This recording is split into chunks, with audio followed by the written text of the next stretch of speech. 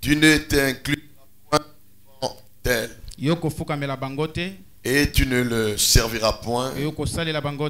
Car moi l'Éternel, ton Dieu, je suis un Dieu jaloux qui visite sur les fils et sur la troisième et sur la quatrième génération de ceux qui m'haïssent et qui de bonté envers de ceux qui m'aiment et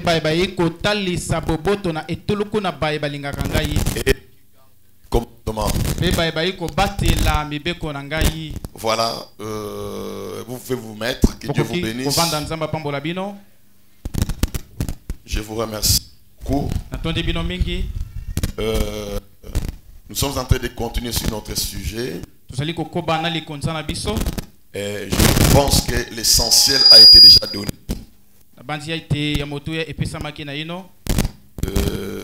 Je voudrais récapituler tout petit peu s'il y a lieu. Comme un bon pédagogue.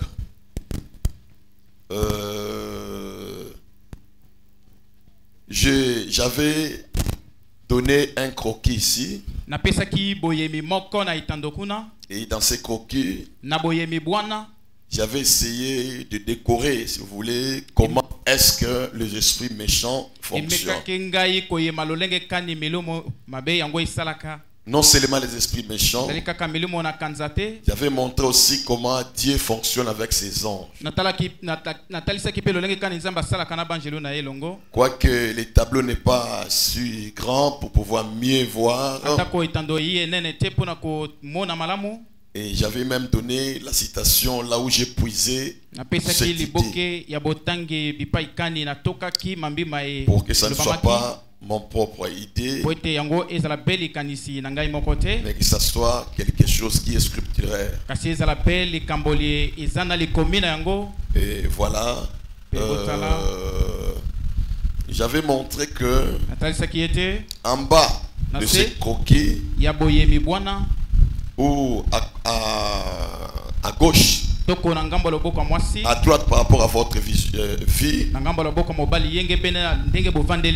il y a 3 endroits où les hommes vivent. Ou 3 premières dimensions dans lesquelles les hommes vivent. Il y a la matière, le temps et l'espace. Et j'avais montré que vous ne pouvez aller plus loin que ça. Avec vos sens naturels, il n'y a pas moyen. Et dans l'homme, il y a 5 sens qui ne lui permet que de contacter les naturels. Il y a lui, le goût, l'odorat, ainsi de suite, qui permet que nous puissions contacter les naturels. J'avais dit, la science nous prouve qu'il y a une dimension bien supérieure que nos 5 sens. Par les billets des ondes, par les billets des téléphones, je peux contacter quelqu'un qui est en France, aux États-Unis, par entremise de mon téléphone. Cependant, il y a un fil qui relie le téléphone à l'autre bout du monde. Voyez. Et des fois nous utilisons le téléphone, mais jamais nous avons pensé ce que ça signifie. Voyez, si nous ramenons ça dans l'état d'alors, les gens ne croiraient pas à cela. Certainement. On peut causer sans fil. La voix n'est pas déformée. La voix de la personne connue est reproduite Cependant, il n'y a pas de fil. Alors la science nous dira, je l'avais souligné, que c'est par les moyens des ondes électromagnétiques. Ce sont des particules que Dieu a superposées dans la nature. Et quand la science a sondé les propriétés de ces ondes, il a trouvé que ces ondes-là réfléchissent sur les métals. C'est pourquoi dans vos postes radio, il y a les antennes. Et il vous dira de la modulation, des modulations, toute cette histoire. Cependant, ce n'est pas toujours visible à l'œil nu. Même quand nous parlons des microbes en rapport avec les maladies. Oh, on va vous prendre, vous tirer un peu de sang si vous voulez, soutirer un peu de sang. Et on amène ça dans un laboratoire quelconque. Et là, on essaie un peu de checker si vous voulez. Et on vous dira, vous souffrez de malaria 3+, 4+. Cependant, toi, tu ne peux pas voir ça. Vous avez des ascaris, vous avez tel. Mais avec les yeux naturels, vous ne pouvez pas. Grâce aux appareils grossissants, ça permet de détecter ces microbes. Mais c'est au-delà des sens humains. Ceci prouve qu'il y a une dimension bien supérieure que la nôtre. Voyez, la science le prouve. Vous ne pouvez pas contester.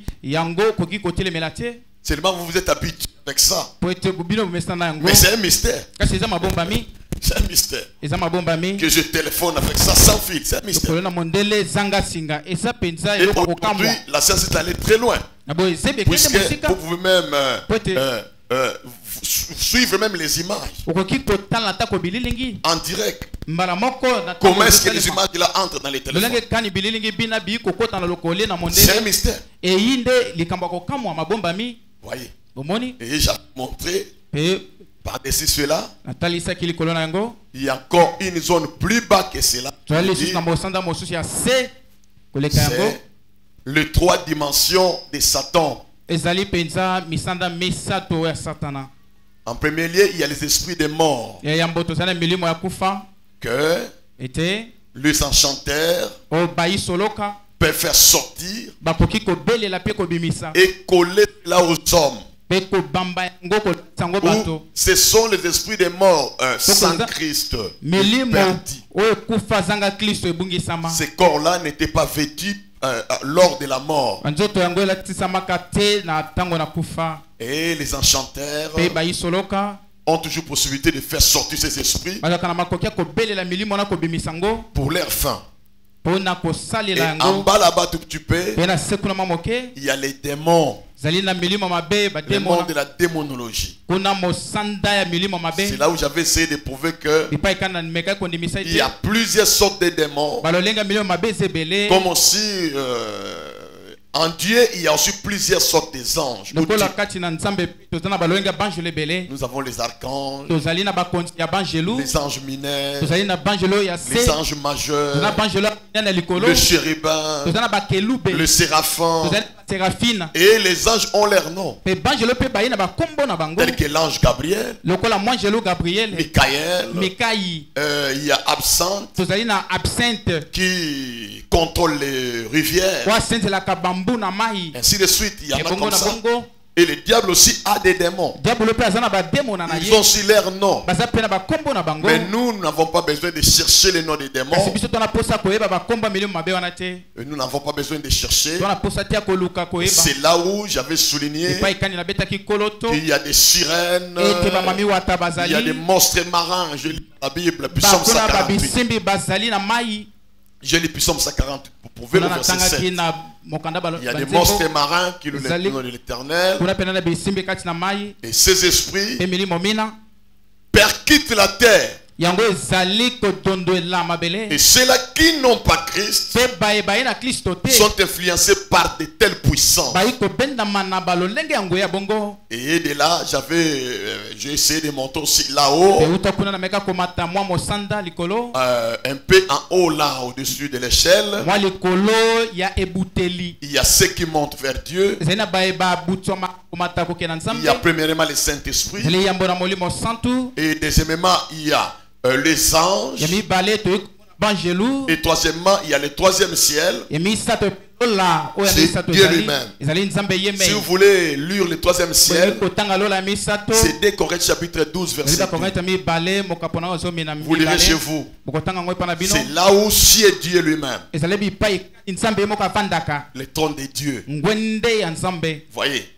Et ceux qui montent reçoivent leur influence d'en haut. Quoi qu'ils vivent dans les 3 premières dimensions. Et ceux qui descendent reçoivent leur influence d'en bas. Mais il y avait un canal, j'avais prouvé, qui est la 4e dimension. C'est le monde des ondes.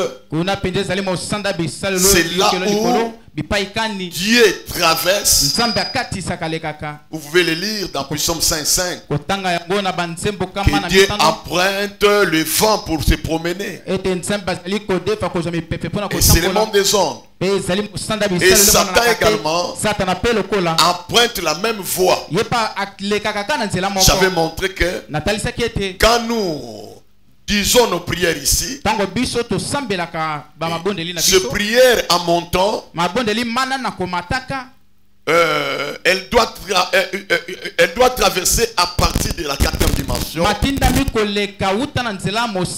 C'est là où il y a un grand combat. La prière vient, mais ça peut rencontrer les obstacles, le démon de réclamation. Et s'il n'y a pas assez d'onction, la prière peut rester suspendue. J'avais donné un verset biblique ou un type biblique. J'avais parlé de Daniel. Daniel gêné. Dieu lui avait envoyé les messages dès les premiers jours. Et celui qui a mené les messages était un archange. C'était l'ange Gabriel. Mais les démons célestes l'ont pu retenir pendant 21 jours. Jusqu'à ce que Dieu a délégué un autre ange puissant. Celui-là, cette fois-ci, c'est le général de l'armée de l'Éternel. Il est venu mettre en déroute ces démons-là pour qu'enfin Gabriel apporte le message chez Daniel. Si Daniel était un prophète, et dans les temps des gênes, les démons ont pu retenir l'ange qui lui a mené le réponse. Qu'en est-il de toi qui n'est plus passé, qui ne gêne pas assez par rapport à tes prières? C'est plus que tes réponses sont déjà là, mais retenues par les démons de l'air. Et Frère Branham dit, les démons de l'air sont très puissants. Or, nous aussi, nous montons dans les lieux célestes. Et la Bible dit, le combat est dans les lieux célestes en Christ. Ah oui, c'est le type de Canaan. Canaan ne signifie pas le repos. Canaan signifie la marche parfaite. Et c'est là où il y a aussi la grande conquête contre les Amalécites, contre les Anakim, le peuple géant qui devant son ennemi C'est là où il y a les conquêtes. Et une fois à Cana, il faudrait que tu sois habillé convenablement pour vaincre ces esprits. Et en passant, j'avais parlé des influences terrestres. Chaque enfant naît sous une signe. Sous un signe, pardon, je voulais dire. Et il y a les cris de naissance. Il y a l'étoile de naissance. Et tout cela influence sur les enfants qui naissent. Frère Branham avait dit que lui, il est né un certain mois d'avril. Et il était le diamant. Moi, je ne sais pas toi, tu es sous l'influence de quel pierre porte-bonheur. Et dans ces histoires, il y a les influences bonnes, mais aussi mauvaises. Et voilà, j'avais montré, c'est là où les hommes font des histoires qu'ils ne souhaitent pas eux-mêmes. Des fois, il regrette de l'avoir fait, mais malgré lui, il le fait quand même. Il doit encore revenir. Des fois, il plaît. Mais il est influencé par une étoile, par sa naissance, le cri de naissance. J'avais évoqué les problèmes des noms. Vous devrez veiller sur les noms que vous portez. C'est très indispensable. J'ai donné le cas de Elvis Presley. Je disais le nom Elvis signifie un chat. Et Ricky signifie une souris. Et vous donnez les noms aux enfants, vous devez connaître les noms. Vous donnez les preuves bibliques. J'avais montré que Jacob a changé son nom. Parce que le nom Jacob voulait expliquer, voudrait dire supplanter. Il a fini par devenir Israël. Séphas a changé son nom. De Séphas à Pierre. Saul a changé son nom. De Saul à Paul. Pourquoi Dieu changeait-il le nom de ces gens-là? Puisqu'il connaissait ces mystères sur l'influence des noms. Et voilà, je me suis porté à montrer que l'Israël aussi avait des signes de pierre porte-bonheur. Ils avaient des étoiles, tout ce qu'ils pouvaient avoir. Mais pour l'Israël, c'était une civilisation céleste. Une civilisation qui venait d'en haut, sortant du 7e dimension, c'est Dieu lui-même, véhiculé par entremise des prophètes, pour enfin parvenir au peuple israélite. Vous ferez ça pour telle chose, vous ferez ça pour telle chose, vous ferez ça pour telle chose. Et c'était le modèle céleste. Ce qui faisait que ce peuple-là était béni de leur Dieu. Et leur Dieu ne souhaitait pas que ce peuple pratique d'autres choses qui n'émanent pas de lui. Quand il le faisait, il le rejetait, il le châtiait, il le réduisait. Voyez, pourquoi? Puisque lui savait que ce que moi je vous donne, c'est ça la bonne civilisation. Mais de chez nous, de l'autre côté des nations, j'avais bien montré que il y a des soucis, puisque nos aïeux, nos ancêtres, nos grands-parents nous ont vendus par des pratiques qui tiraient leurs origines dans leurs régions infernales, venant de l'enfer. C'est pourquoi j'avais bien démontré. Nos parents avaient des serpents comme des totems.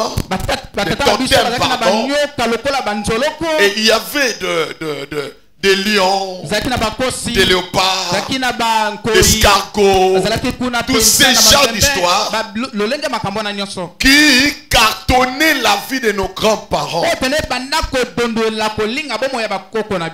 Tous presque, ils étaient des enchanteurs. Puisqu'ils ne connaissaient pas le vrai Dieu. Bon, ce qu'ils faisaient là, et ils ne savaient pas que ça percutera les générations futures. Parce que quand vous faites les enchantements, ça percute 3-4 générations qui suivent. Voyez, et ils ne savaient pas. C'est comme ça que j'avais lu frère Branham. Il dit que nous sommes vendus, nous étions vendus par nos grands-parents. Ils nous ont vendus par leur système. C'est là où sied les malédictions héréditaires. C'est par le pratique parental. En réalité, toi tu es innocent. Tu ne connais rien. Mais ce que ton parent ont fait, et tes parents ont fait, produit les conséquences chez vous et sur vos enfants, les arrière tomberont sur la même chose aussi longtemps que vous n'avez pas encore porté le sang de Dieu dans le cœur. J'avais montré que quelqu'un pouvait douter de ça. La plus grande nation africaine, c'était quoi? C'était Égypte. Et le symbole de l'Égypte, c'était les cobras. Et pour que Dieu juge l'Égypte, il est venu sous forme d'un cobra lui aussi. Le bâton de Moïse s'est converti à un cobra qui a avalé les cobras d'Égypte. Et Dieu voudrait montrer à ces gens-là, c'est moi le grand cobra. Le ventre et le faux. C'est moi le grand cobra.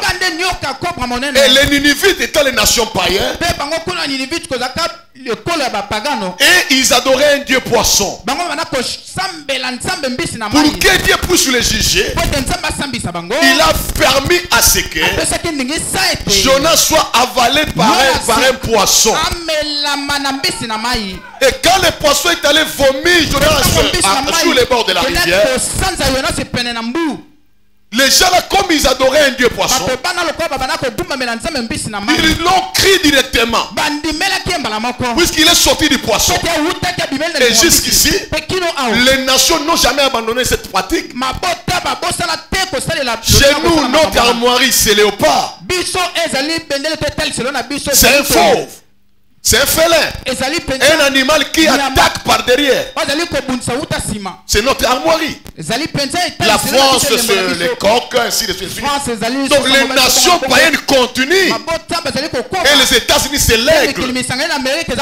C'est symbolique. Et frère Branham dit, Satan entre facilement dans les animaux, mais Dieu entre dans les hommes.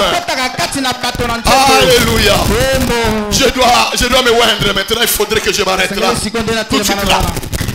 Vous voyez, Satan utilise les animaux et Dieu utilise les hommes.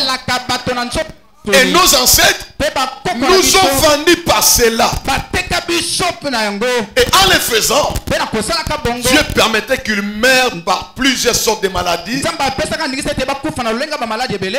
qui fait que nous aussi en venant, nous mourrons de la même chose. Retenez, je le répète, nous ne pouvons que payer les prix si dans nos âmes il n'y a pas le sang. Je voudrais que vous avaliez ça, puisque tu continueras sur le lancer de vos pères. Qu'est-ce qui se passe? La Bible dit la malédiction sans cause et sans effet. Mais aussi longtemps que tu es né de cette famille, qu'est-ce que Dieu fera? Pardon, qu'est-ce que Satan fera? Il y a un démon familier qui guette votre famille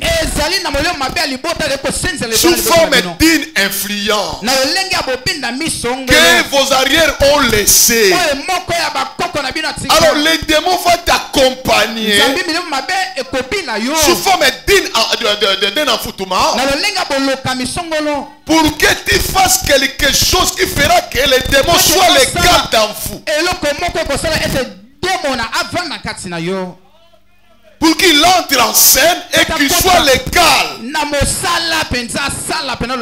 Alors que tu ne connaissais pas Dieu, tu es gouverné par ta propre nature. La nature de l'homme, c'est la mort. La nature de la naissance est gouvernée par Satan. C'est pourquoi la nouvelle naissance est exigée. Jésus a dit, si tu n'es né de nouveau, tu ne peux pas voir. En réalité, ce n'est pas l'expression de vision. Cela explique qu'il ne peut pas comprendre le royaume des cieux. Si tu es né de nouveau, naître de nouveau, ça veut dire quoi? Mourir dans votre vieil corps, dans vos propres capacités, dans vos propres faisabilités, pour que vous ne dépendiez que de Dieu. Lui seul soit pour vous Sauveur et Seigneur, qu'il contrôle maintenant les cavités humaines. Mourir. Mourir en Christ. Eh bien, c'est toute une mer à boire. Et nombreuses personnes n'atteignent pas ce point-là. N'atteignent pas, je vous l'ai dit. Ils deviennent des chrétiens par l'ordre de l'église. Ils deviennent des chrétiens par l'ordre de l'église. Ou membre de l'église. Mais mourir en Christ, c'est une autre chose. Vous verrez du coup, la vie et la nature de la personne changent. Et j'avais parlé ici en passant de l'arbre généalogique. Les enfants portent la chair de leur maman, parce que la maman qui donne l'œuf. Mais papa ne donne que le sang. La chair que vous portez, c'est la chair de vos mamans. Mais le sang que vous avez, c'est le sang de votre papa. C'est pourquoi l'enfant appartient à papa. Congo est mauvaise. La matriarcat est diabolique. Parce que l'enfant appartient à la maman, au papa et non à la maman. C'est pourquoi vous souffrez des influences de vos mamans, de la famille de vos mamans. Puisque la chair que vous portez, c'est la chair de l'arrière-maman. Les comportements que vous affichez, les jeunes garçons là, ne pardonnez pas. Des fois quand vous lui parlez, il ne parle pas, il vous attaque directement par des coups. Il dit la complexe là, cette complexe sortait de ses parents. Ça ne venait pas de lui-même. Des fois il dit, il y a des femmes comme ça, hors de ses arrières. La main d'un homme ne peut pas changer ça. Il faudrait une transformation à un nouveau homme. quand il est renouvelé, c'est alors qu'il peut vivre une nouvelle vie. Différent des racines de ses parents. Il y a d'autres comportements que vous affichez. Ça vous vient du coup. Ne méditiez pas ça. Ça sort de votre arrière. Ce sont les gènes de vos parents. L'ADN qui percute vos corps. De faire ce que vous produisez là.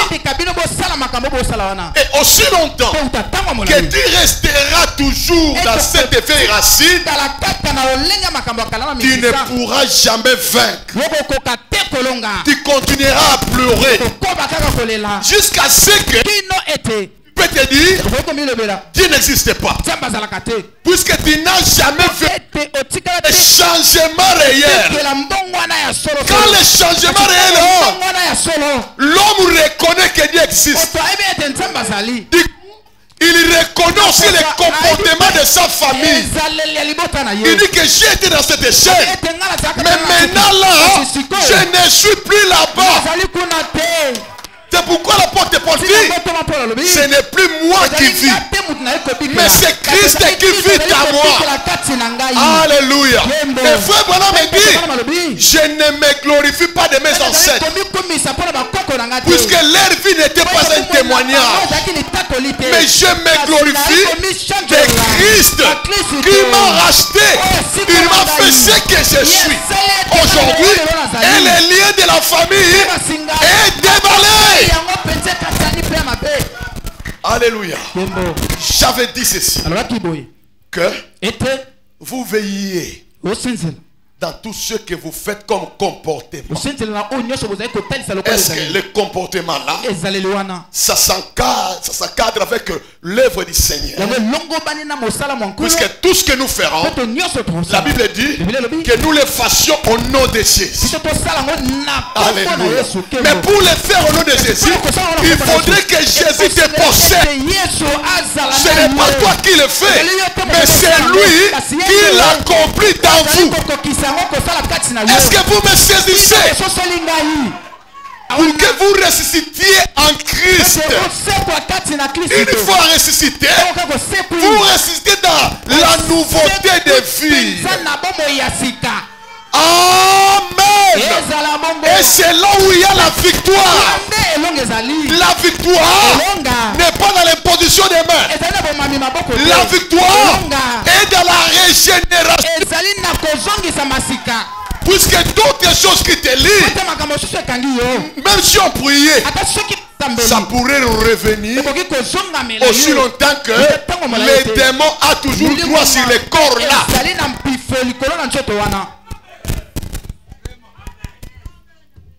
Amen. Voilà l'influence. Voilà le monde dans lequel vous êtes en train de vivre.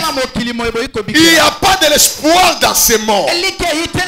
C'est là qu'ils voient ce monde, ne connaissant pas le mystère de l'esprit, le mystère de la démonologie, ces registres en vivant, en prenant des femmes dans le monde, tout en passant que c'est la vue, c'est la mort. Telle voix paraît un homme, mais son ici c'est la voix de la mort. Alléluia. La Bible dit, jeune homme, réjouis-toi de ta jeunesse, mais sache bien que Dieu t'appellera au jugement. C'est pourquoi si quelqu'un est de nouveau, n'entrera pas au ciel. Vous n'entrez pas au ciel puisque tu es de telle église. Allez, cette conception dans votre tête. Ce n'est pas le nom d'une église qui t'amènera là.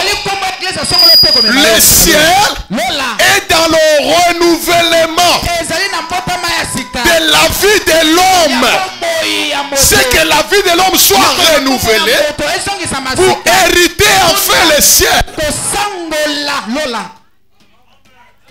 Si Dieu juge le monde par une église, d'autres églises seront condamnées. Et juge le monde par sa parole. Amen. Voyez, Et beaucoup qui vivent sur la terre sont déjà condamnés. Pourquoi? Parce que il y a les esprits qui les conservent. Ils sont prisonniers.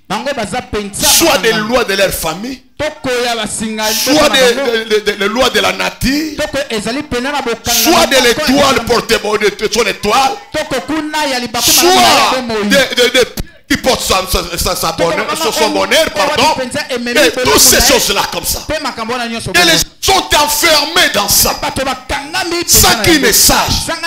C'est pourquoi Jésus vient et il commence à appeler que vous sortiez dans ce vieux système pour entrer dans les nouveaux systèmes. Et dans ce nouveau système, il y a la vie éternelle. Et quand Dieu accorde la vie éternelle, il va donner le reste par-dessus. Amen. Quand il accorde la vie éternelle, il donnera le reste par-dessus. C'est pourquoi Dieu a envoyé le message comme étant l'onction royale. Sortez de ta famille, sortez de tes systèmes, viens entrer dans l'onction royale, l'onction de la colonne de feu, l'onction de la nuée de gloire. Va te garder pour que la malédiction de tes parents ne puisse pas t'arriver, ne puisse pas t'atteindre. Entrez dans l'onction royale. Si tu es en dehors de l'onction royale, tu mourras dans cette malédiction-là. Maladie respiratoire, maladie rénale, maladie de sucre. Il dit que ce sont des fléaux héréditaires. Combien souffrent ici dans cet auditoire? Vous n'êtes pas obligé d'en mourir. Au moins, si vous entrez dans l'onction royale, il y a un ange capable de soutirer cette puissance dans vous. Il suffisait que vous vous cachiez dans l'onction royale. Il y a un ange qui accompagne ces messages. Même le cancer ne peut pas vous vaincre. Amen. L'ange a dit à prophète, si tu amènes les gens à te croire, même le cancer ne pourra pas te résister. Premièrement, Dieu commence par la rédemption par le sang. Je prends le type d'Égypte pour saisir toutes les couches. Quand les Égyptiens étaient en esclavagisme, là-bas en Égypte, Dieu a dit que les Israélites puissent égorger l'agneau mâle et qu'il place le sang sur les laitons. Et quand Dieu, l'ange de la mort, passera, il verra le sang et il passera par-dessus les sang. Et Dieu leur avait apporté la rédemption par le sang, qui leur avait permis de quitter l'Égypte pour se rendre à Canaan. Mais pendant leur chevauchée, arrivé à la mer Rouge, il y avait un obstacle. La rédemption par le sang n'avait plus la capacité de les aider à ce niveau-là. Et Dieu devrait apporter la rédemption par la puissance pour soutenir les corps ici, pour aider à ce que ces peuples ne meurent pas dans leur corps naturel. Donc il y a la rédemption de l'âme et la rédemption du corps naturel. Mais la rédemption du corps naturel est possible si vous avez reçu la rédemption de l'âme. Et Dieu accompagne maintenant la personne pour lui apporter enfin d'autres rédemptions. C'est pourquoi nous commençons toujours par les baptêmes d'eau. C'est pour vous incorporer dans le sang d'abord. Et une fois dans le sang, ça permettrait à l'ange de Dieu qui avait débuté l'œuvre d'achever cette œuvre-là. Mais si vous n'avez pas reçu le sang, l'ange ne peut pas continuer avec vous. Puisqu'il n'y a pas l'intérêt qui amènera l'ange vers toi. Il faudrait d'abord qu'il y ait la rédemption par le sang. Au paragraphe 52.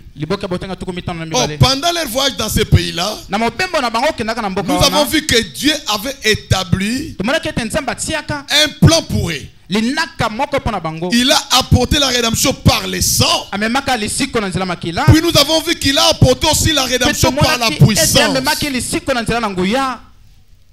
59. L'ange de la mort est passé par-dessus, ce qui prouvait que Dieu avait fourni un moyen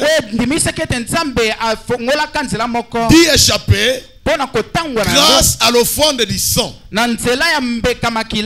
Et qu'il avait accepté cela. Maintenant, il va fournir un moyen d'échapper à un mort physique. Puisqu'il a fourni le moyen d'échapper par la mort de l'âme, l'homme intérieur, s'il t'a déjà sauvé, il a sauvé ton âme.